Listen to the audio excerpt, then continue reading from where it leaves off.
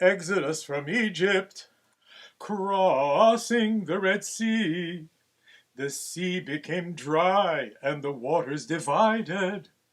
A moment of supreme exaltation, sublime joy, prophetic elevation for the entire people. All beheld the glory with a clarity even a prophet like Ezekiel did not know. Then Moshe led Israel onward, 3 days in the wilderness, no water. They came to Marah, but could not drink the bitter water. They murmured against Moshe, saying, "What will we drink?" This episode seems shocking. What a come down. Only 3 days earlier, they reached the highest peak of prophetic spiritual exaltation. Now they complain about a prosaic, unspiritual item, water. The Negroes of America behave like them. In 1963, the tide of history turned. A miracle, joy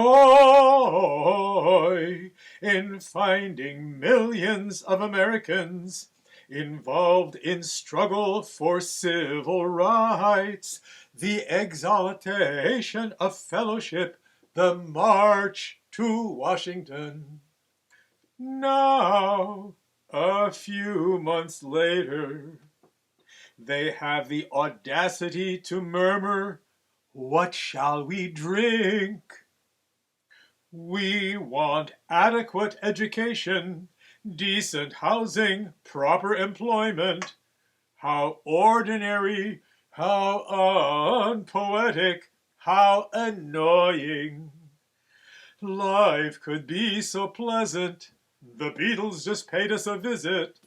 AT&T is about to split its stock.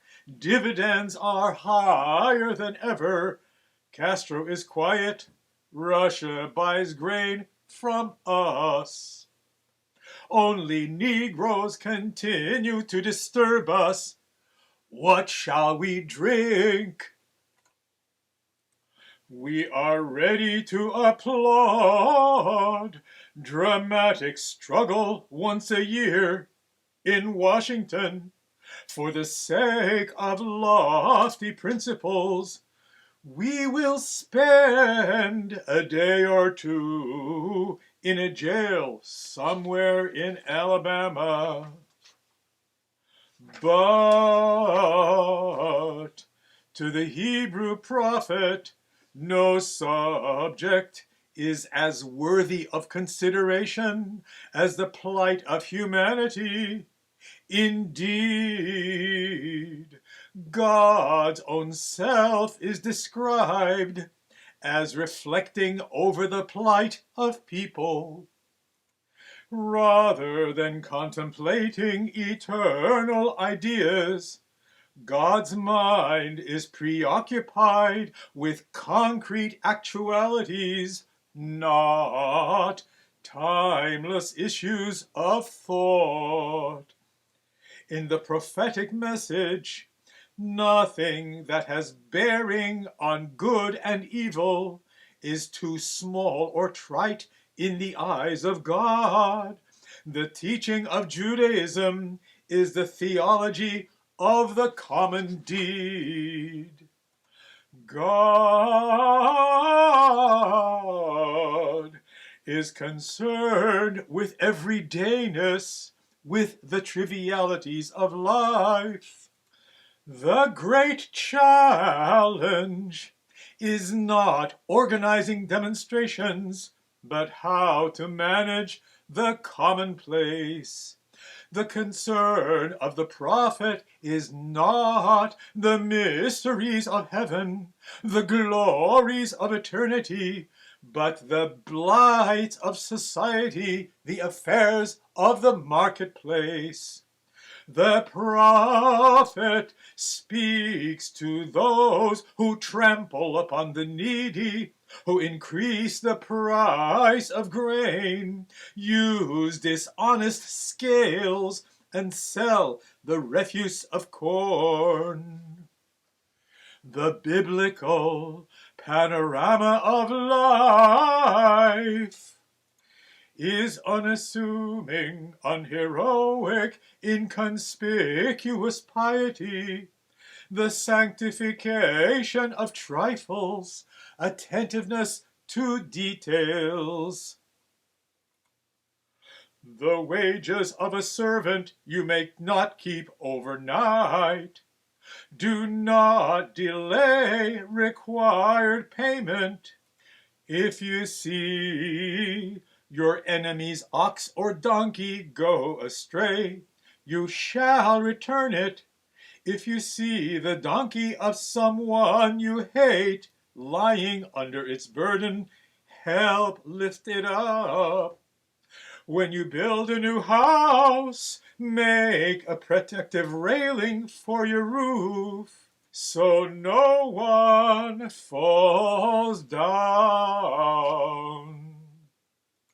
The Negro movement is an outcry of pain over the sickness of our total society. Supersonic planes and substandard housing, esoteric science and vulgar ethics, elite specialized experts, masses of unprepared, unskilled laborers. The apex of the pyramid ascends most rapidly. The base expands equally fast. The Negro movement sounds the alarm.